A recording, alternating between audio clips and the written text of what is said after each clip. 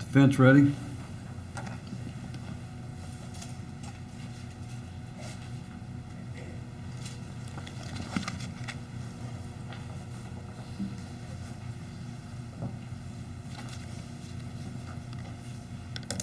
Ladies and gentlemen, thank you for being here. Thank you for coming all the way up from Chattanooga. Thank you for being patient. It's been a long trial. I ask that you be patient because this is probably going to be a pretty long closing argument. So if you could, just bear with me. This trial starts with a family story of what happened on the night of April the 3rd. The family story starts with Joe Clyde peeing on the floor. And remember, that's based off of the family story. The state could have proven to you that he had peed on the floor. They literally tore the carpet out of that house. But they didn't do that. And there are going to be a lot of components of this story where they say, you have to know these things happened, even though we didn't prove them. But that's the first one. The first one is that they have not proven that Joe Clyde even peed on the floor. There's a lock. There's a lock on the door, and the defense is not going to contend that Joe Clyde could open that. He didn't have the motor skills. You've seen the videos. You've seen how he interacts with things. He wasn't able to unlock that door. That door was unlocked. But what that lock is proof of is the fact that Joe Clyde did leave that home. There were times when he was getting out of the house.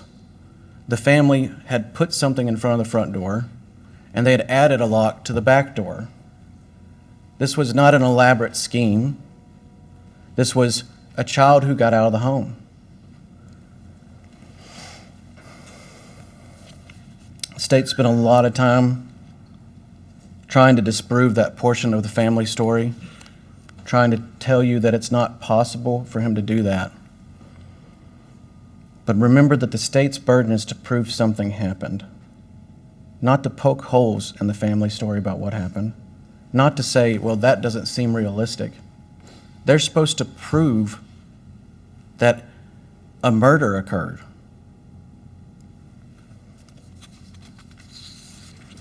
Let's talk about the coffee table. The story about the coffee table begins with Mr. Daniels saying that when he woke up that morning, the table was moved. He doesn't say the table was in front of the door. He doesn't say it was right there so Joe Clyde could have climbed up on it to get the lock. He said, when I got up that morning, I had clothes for Alex, I had clothes for Joe Clyde, and I went in there, I set him down on the coffee table, and something strange was going on. It had been moved. When directly asked about it, they say, could Joe Clyde have unlocked that lock? Could he have climbed up there? And Mr. Daniels, talking to Detective McCartney, says, that's a good question. I've never seen him do it. I don't know if he could do it. I think he could. And my wife says that she's seen him climbing up there and stuff, and he watches me, but I don't know.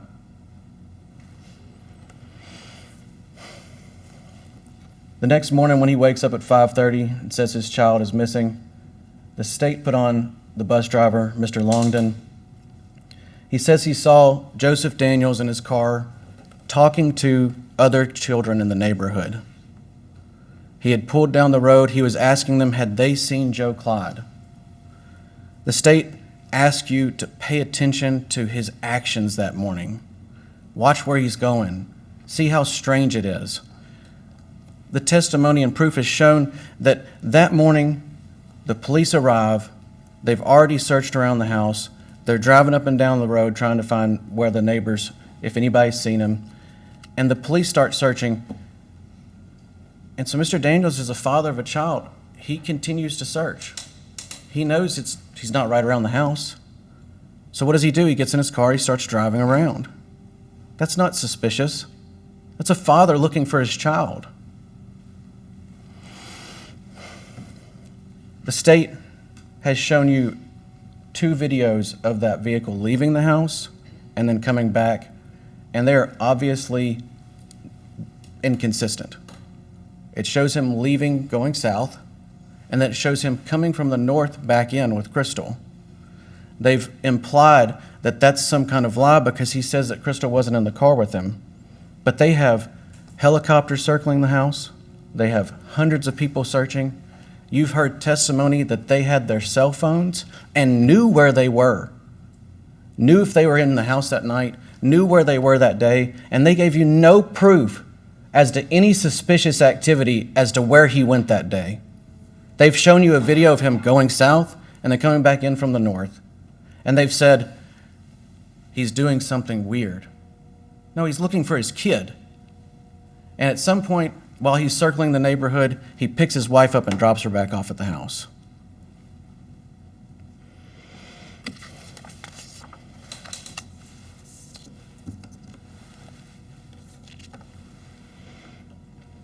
Brett Morris and Chad Bailey come in and they tell you that they heard Noah Daniels say, "Joe dead." But multiple people have come in and testified that at that period of time, on that day, dogs had tracked his scent to a pond, and they were draining that pond. Not only were they draining that pond, but they had divers and other locations searching ponds for Joe Clyde. The family had to know this isn't evidence of murder. This is evidence of a crisis. This is evidence of a family who have been told to sit in a room because if you go outside, your scent might negatively affect the way the dogs can track. And they're sitting around a house, and they're being told he was tracked to a pond. They're draining the pond. That's not evidence of murder. The state has put a lot of emphasis on the fact that Mr. Daniels panicked and thought that there's a chance Joe Clyde had gotten into the trunk of the car. He's in the house, Mr. Daniels that is, and he's been told to stay there. He calls the authorities and says, "Will you check the trunk of my car?" There's nothing irrational about a father who's missing a child, whose child's been missing for hours, saying, "Will you just look in the car? Maybe he's been in the trunk the whole time." But the state wants you to believe that that's evidence that he was hiding something. None of that's logical. The idea of murdering your child in the middle of the night and then asking people to come look for you, asking people to come search for him, asking people to go look at where you supposedly put the body to carry it off, none of that stuff's logical. He's looking for his kid.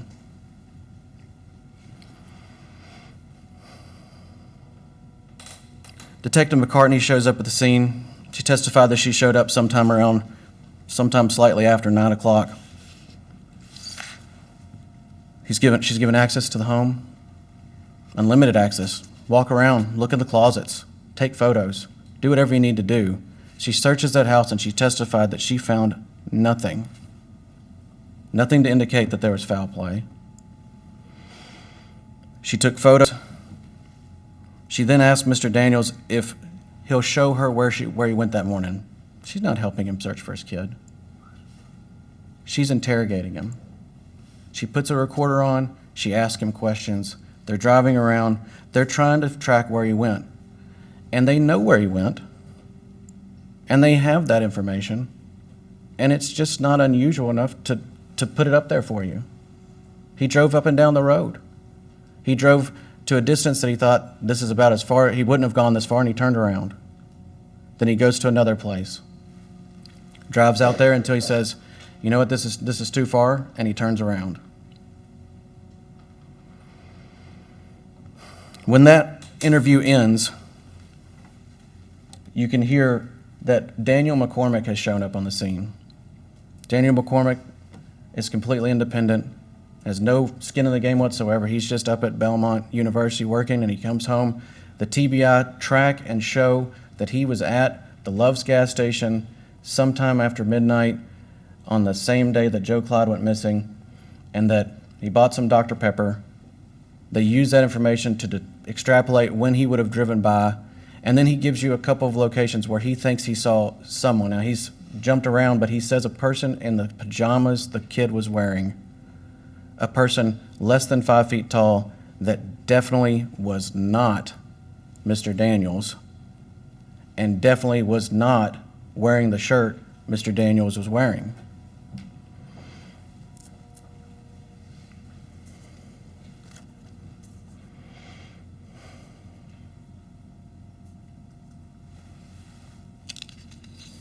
State put on a woman by the name of Jenny Jones.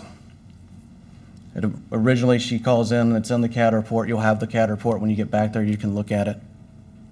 In the CAD report, she calls in and says she saw a strange man that night. Then, because this is an incredibly publicized trial and publicized events, once Mr. Daniels' photo is up on the television, she calls in and says, that was him. She also said, and Detective or Agent Boyd says, that he was facing the woods and she never saw his face. Then she comes in today and says she did see his face and she did see what he was wearing, but she doesn't describe what he was wearing. She says red shorts and then a white shirt with some blue and red in it.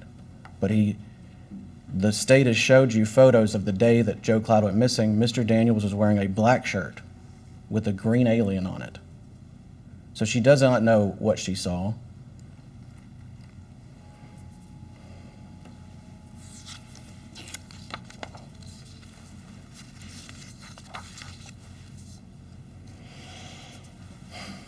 Going to go out of order of how they were called, but the next person chronologically that should be talked about is going to be Agent Canard. Agent Canard comes to the house at 10 p.m. that night and starts to question Mr. Daniels, and you have that transcript. He questions him. At this point, Mr. Daniels has been questioned by first responders. He's been questioned by the search and rescue teams. Trevor Daniels says he's questioned him earlier that day. Agent McCartney questioned him, and likely other people who've been around the area have asked him what happened that night. Not only does Mr. Daniels tell a story of the same family story of he peed on the floor at 11:30, I got up. There are slight changes. It's been 12 hours. He's told the story 10 times probably.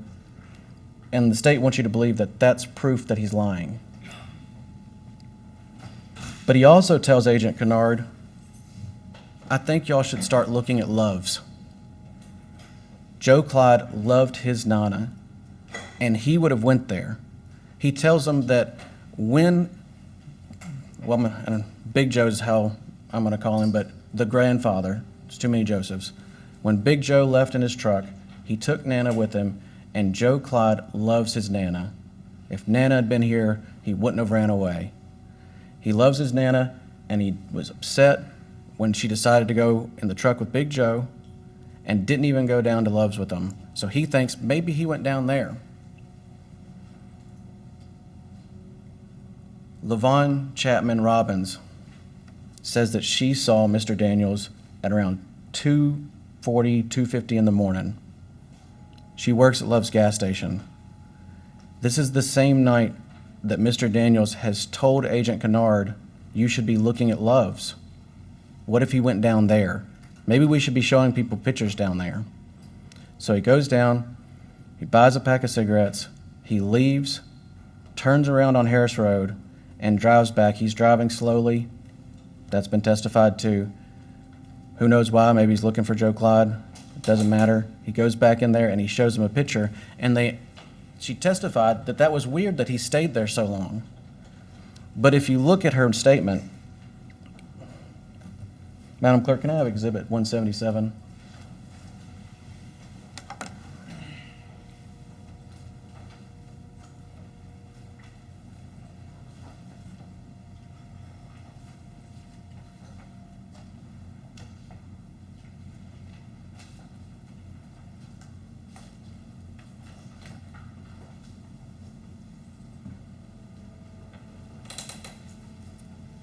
This is what's said. I went inside and clocked in. The man from the red car came inside. I asked him if he was looking for the little boy. He said he was, or that was his son. He had no emotions. He said he was looking for his son. My manager, Lee Gervais, told him that the TBI had been there and that they have a suspect. Mr. Daniels asked for a description. They had a conversation. I don't remember Mr. Daniels buying anything. He showed pictures of his son on his phone. I remember that I did not notice any marks on his hands. He left the store. About 10 minutes later, his father, Joe Daniels, called. I saw his name on the caller ID. He wanted a description of the suspect. He spoke to a manager.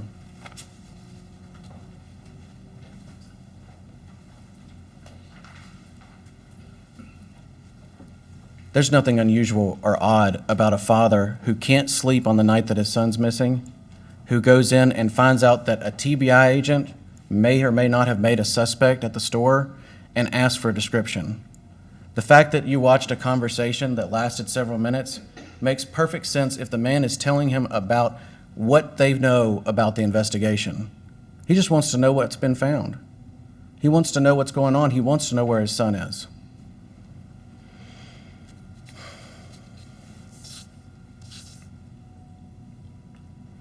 Arguably, when he leaves the gas station, the next thing he's going to do is call his dad. His dad's out of town. He's driving home. He tells him what he heard. It takes about 14 minutes to make it from the Love's gas station to his house. If you'd had phone data, you would know where he went. He calls his father, and his father wants to know, so they call down. And it just shows that the next events in sequence are him calling his dad.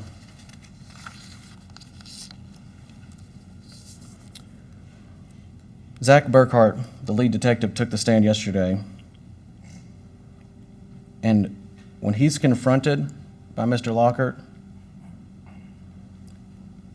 the responses are a mirror to the investigation in this case. The defense has argued and maintained that the investigation stopped once the confession happened. If Mr. Lockhart asked him, should something have been done by the state, and it wasn't done, his answer was, Mr. Daniels confessed. That's what the defense means when they say that the investigation ceased. If there were leads and they didn't fit the story, they weren't followed up on.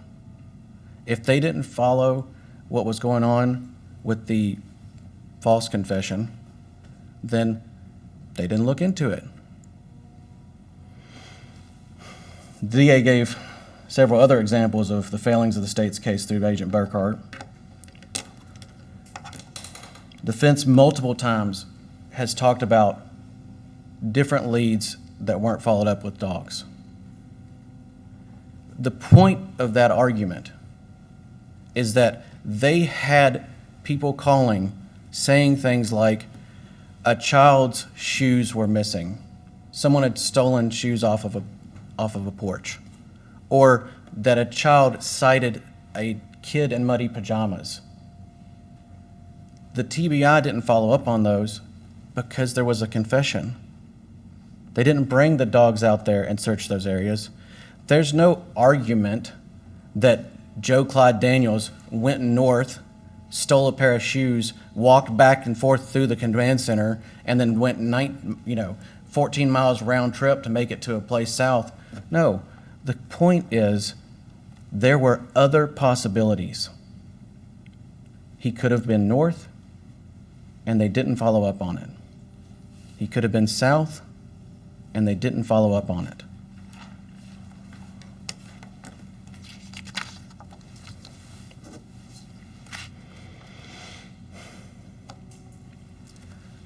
The other thing that they got, and by they I mean the state, out of Agent Burkhardt is the testimony or the Facebook messages from Crystal Daniels. There is no logical connection to Crystal Daniels wanting to have a divorce and Mr. Daniels killing his son. They'd have no proof that Mr. Daniels saw those, and let's say he did see them. What do they say? They say she wants away from him. They say she's tired of him. He's a child. I don't want to be here anymore. I want divorced. I want to move on. The statement from Alex Nolan is that she watched him kill Joe Clyde Daniels. She wants to get away. Why not call the police? Why not tell them what happened? Because it didn't happen. She wasn't going to say he killed their son because they didn't see that. If those things had happened, she wanted out of that relationship. She wanted somewhere else. They also put on pictures of the house that's been cleaned up. It's 3 or 4 days later. The grandmother's back home. The house had been vacuumed. That is not proof of murder. The idea that someone comes home and picks up their house, the toys are all still out there. They're just pushed to the wall. The floor's vacuumed. They're hiding stuff. All right. I'm going to go through this confession. We've got to do it. It's going to take a second. I wish y'all had your copies, but if you want to, you can write down some of these pages. We're going to talk about what makes a false confession. But before I do that, I want to talk about how do you prove something is a false confession? You can prove something is a false confession because all of the things that are said in it are false. If nothing there's true, then it's a false confession. On page 86, Agent Faulkner says, listen to me. They've done a lot of stuff with phones, a lot of phone stuff, phone records. Today, the last couple of days, there's no doubt someone's phone went somewhere during the night, okay? And I don't know if it was an accident, either you or Crystal hurt little Joe, or someone else did. There's no doubt something happened. This interview is taking place on the 6th. And what Mr. Daniels knows at this point is that they have talked to Alex Nolan. They talked to Alex Nolan on the 5th. You watched that video. Mr. Daniels had not. He does not know what Alex has said.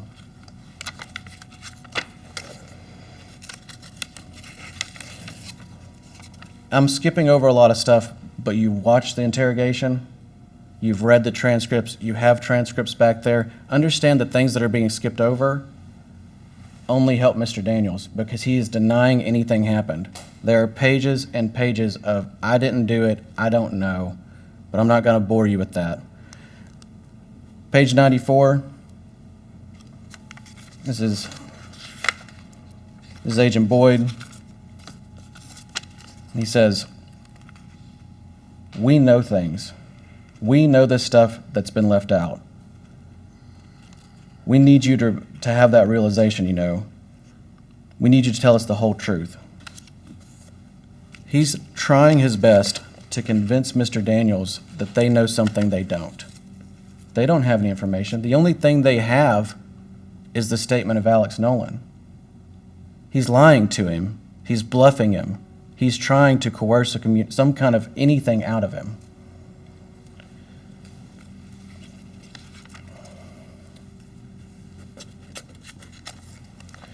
Page 110. I'm here for the truth, and if this is Agent Boyd, someone else did something to him, I would be here talking to them, just like you, because I would know that, but Joe, I'm not. I'm here talking to you. He's reminding him, I know and you don't. I know what's happening. You don't know what's happening. I just need you to tell me. Page 124. Agent Faulkner. Joe, little Joe deserves. He's somewhere alone. Think about that. You know where he's at. You can tell us. You can help us bring little Joe home. Joe, be a man. You're better than this, okay? Agent Boyd. That. You know, little Joe deserves more. Joe Daniels, I know that. Agent Boyd. He deserves to properly be laid to rest. You saw this. His reaction was, what? Agent Boyd says, doesn't he? And Joe says, they found him? At this point, the new piece of information that Mr. Daniels is given, or at least that he thinks he's being given, is that Joe Clyde's dead and they know it.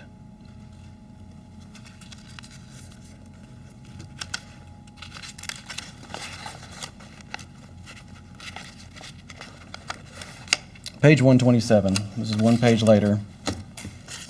Agent Boyd, we're talking to Crystal too. We're talking to the other kids. We've done a lot of stuff you don't even know about. There's a lot of stuff happening right now and you don't know about it. So every time you say, I don't know, and I didn't do this, and I didn't do that, I'm telling you the truth when you're not. Don't. When we know those things aren't true, you're digging yourself in a hole. It gets deeper and deeper and deeper. Just more of Agent Boyd lying to him, telling him that he knows something that he doesn't know.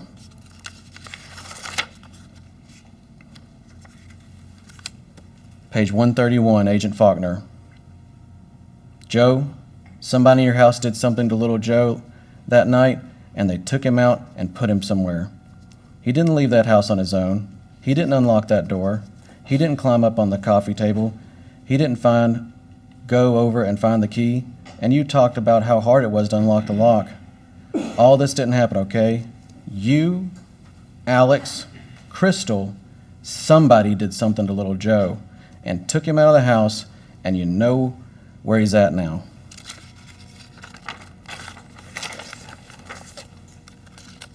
Next page, 132. Agent Faulkner, if you didn't do it, then you know who did. Agent Boyd, tell us what happened to baby Joe. You, Alex, or Crystal did something to him. I didn't do anything to him. I'm telling you the truth. Agent Boyd again. You, Alex, or Crystal did something to him. You know it is, and you know where he is.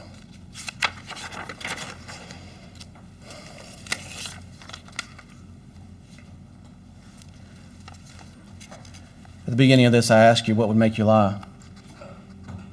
What would make you tell someone you killed your son? Page 134. So it was you that did something to baby Joe? No, I didn't do anything to baby Joe. Well, Crystal was sleeping. I'd hate to think Alex did it. But maybe he did. Mr. Daniels thinks that the only thing they know is whatever Alex told them. Agent Boyd is threatening to investigate Alex. The next page, page 135. Agent Boyd, I understand that. What I wish you would believe me when I told you that no matter what you tell me right now, you tell me the truth, you'll walk out that door. You're walking out of here, okay? I promise. I can promise you that no matter what you say right now, you're walking out that door. He's asking him to say Alex did it. He's telling him that he needs him to tell him what happened. They already know Joe's dead. They've already talked to Alex. We need you to tell us what happened. People don't walk out of the door when they admit to murder.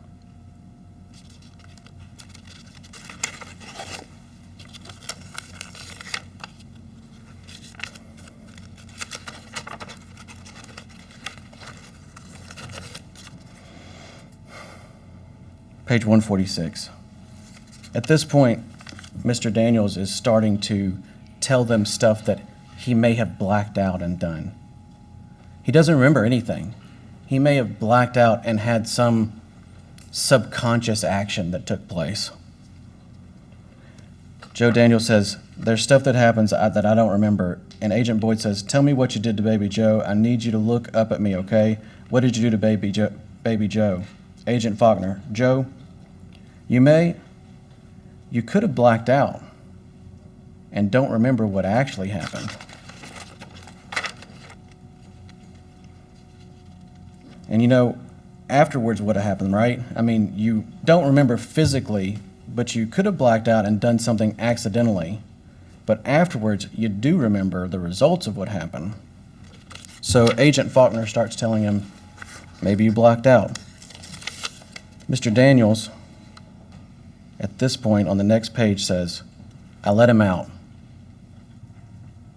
He doesn't say I killed him. He tries to give them something. He doesn't know what Alex has told them, so he says, it was me. I let him out.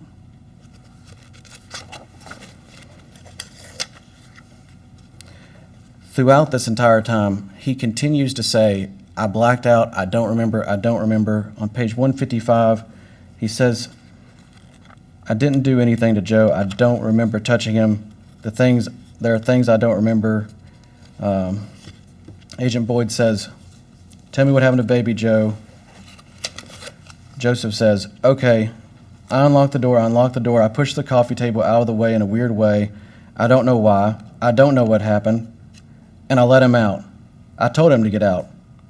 I don't remember doing that. And Agent Faulkner says, you remember that, right? Even Agent Faulkner is questioning whether these are statements of reality or something he's just making up at this point.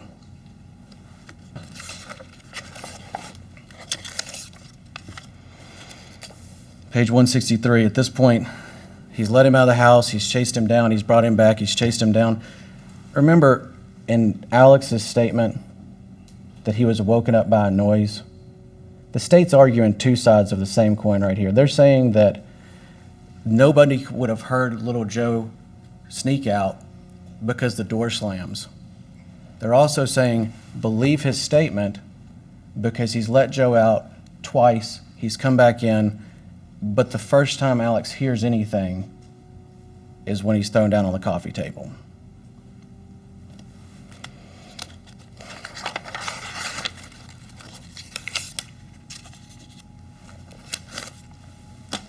Page 165, Joe Daniels.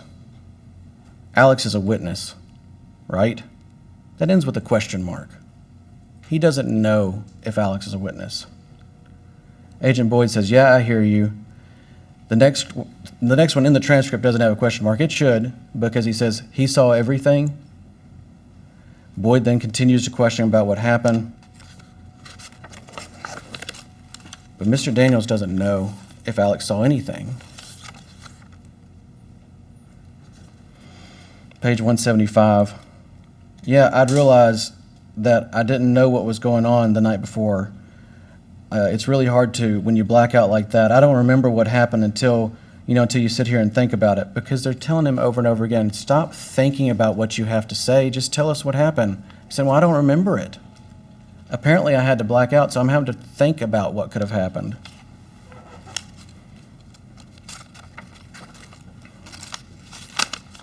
Page 179. I'm actually going to move back to page 178. Throughout page 178, they're asking him when he told people. What did you tell Crystal? What did you tell Crystal about this? I haven't told her. When did you tell her the story? About Joe being gone? About all the stuff you're telling us? I never told her. When did you tell her the story? I haven't told her. I haven't told anybody. When did you talk to Alex about it? I didn't tell him about it either. You didn't have to. He saw. Agent Boyd once again affirms to Mr. Daniels that Alex already knows. He saw it. You didn't have to tell him anything. And what does Mr. Daniels say? Are you suggesting that I killed my son? He's still trying to figure out what it is Alex told him. I'm asking you, when you told Alex about it, you talked to Alex about it because he saw.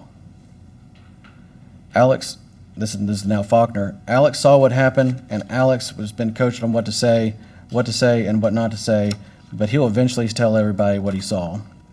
Agent Boyd, what did you tell Alex? I didn't tell him anything. Agent Boyd, you didn't have to because he saw. What did you talk to Alex about? About him not being there? All about it, or about it all. Joe Daniels, I haven't told him. What did you tell Alex not to say?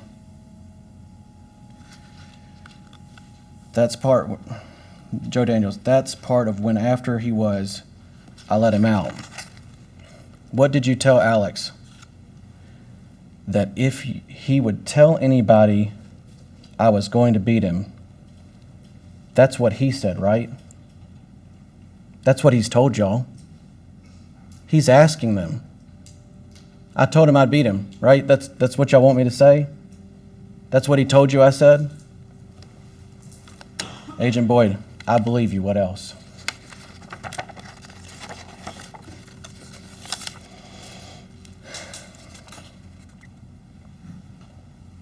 Page 192, he tells him that he put the body on McElhaney Road.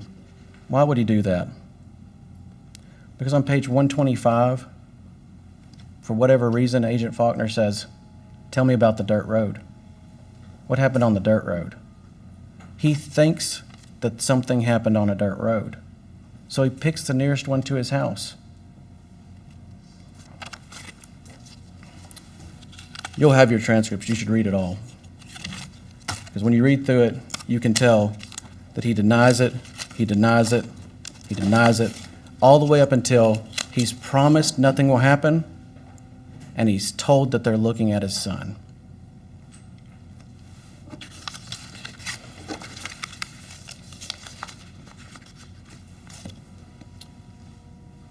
I'm not going to call Alex Nolan a liar, because he's not.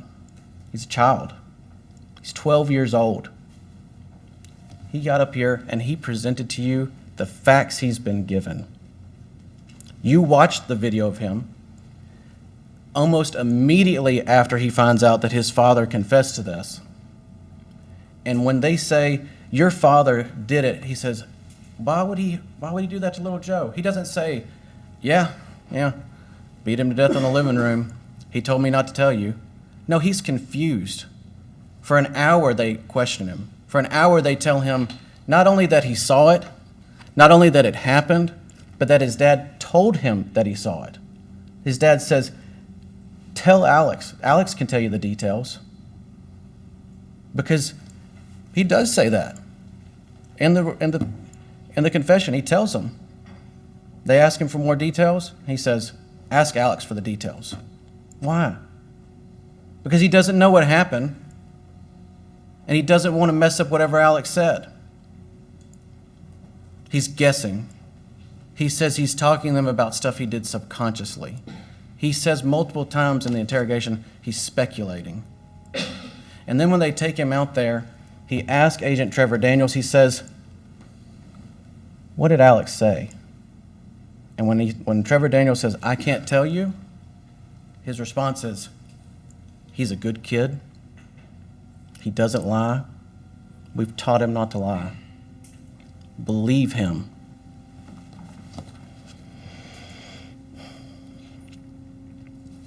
Alex's story's changed over time. It's not his fault. I'd say the person who's most responsible for that change is Mr. Daniels, because they've confronted him over and over again with this confession, and they've tried to make his story match what they think is reality. Because the confession is that he beat his son to death in the living room, which the state is going to argue they can't prove to you because there was no evidence of it, but that they don't have to prove it to you because it's possible, and they can argue that maybe there just wasn't evidence.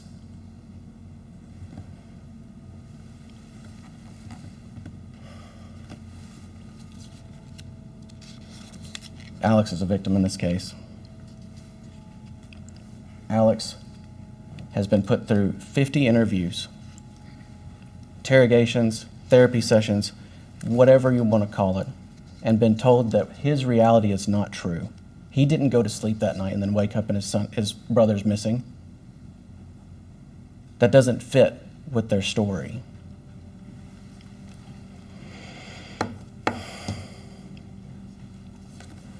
After the confession comes out,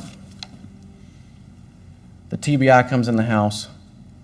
They brought in people who checked for blood. They checked the walls. They tore the carpet out of the house. They tested other things for bleach, and now they're going to say there's a spot that could have been bleach, but they didn't test it for bleach. And they also testified that even if it was bleached, they still think they would have found blood there. They didn't find any blood in that house. They didn't find any blood in the car. They didn't find anything on the trash in the car. They didn't find anything in the trunk and the interior. They brought in shovels, they tested those. They found my client's DNA on the handle of a shovel he owns, his father's DNA on a handle of the shovel they own, and they say that was from sweat and contact. None of those things are proof of a murder. They don't have any proof of a murder. They checked the shovel for bleach. They showed you that they could have chosen to check to see if that spot was bleached. They didn't. They never found Joe Clyde Daniels. They stopped looking. They said, he's confessed, that's enough. They don't even have proof that he's dead. How can you convict somebody of murder when they don't have proof that he's dead? He could have been picked up and taken. They didn't check into the neighbor. They didn't even take his phone. He could have been walking down the road. Someone says they saw him 6 miles away. I'm not trying to tell you that's realistic. I'm just telling you it's possible, and they didn't look into it. They had their confession. They were done.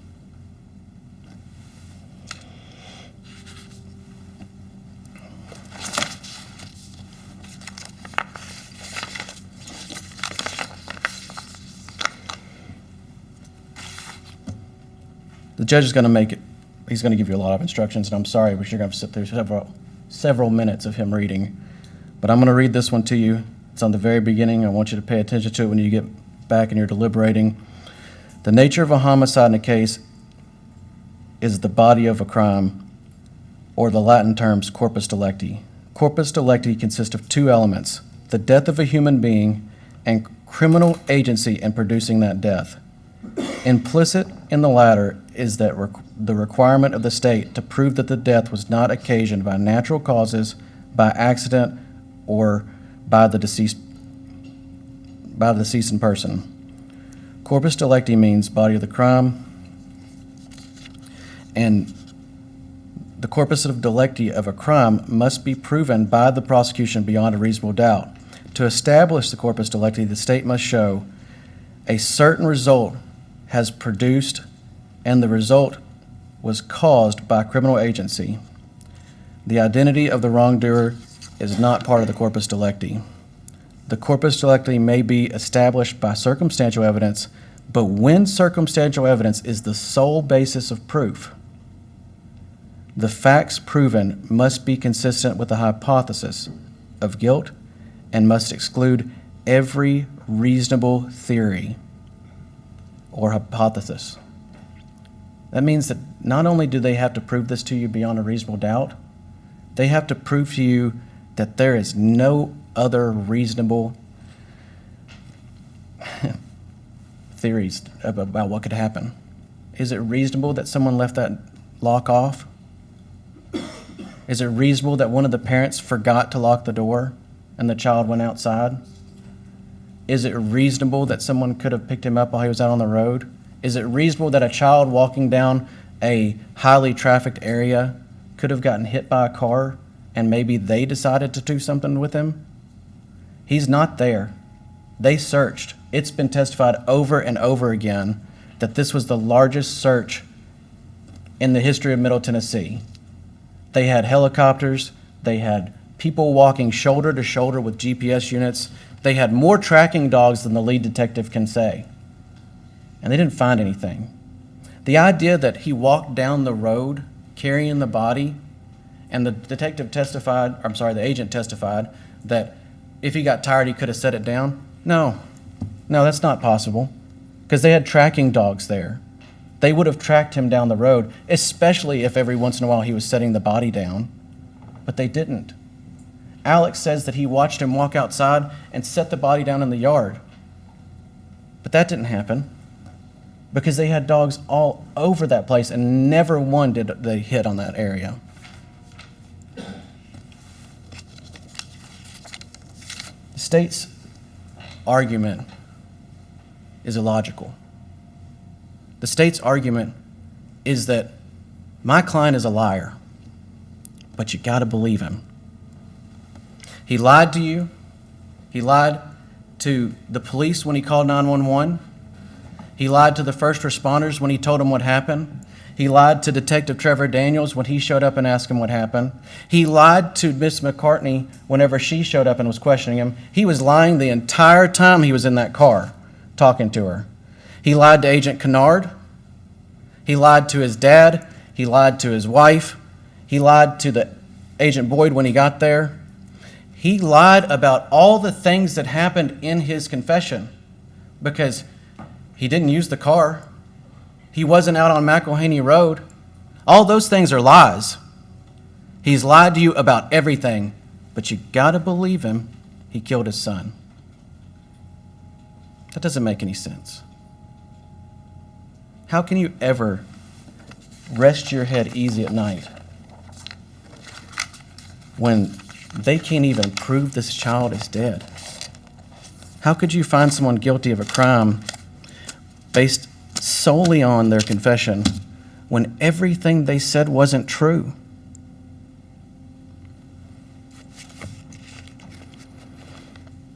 When you go back there and you're looking through this, look at what they gave you. Think about what they didn't give you. They never gave you any proof.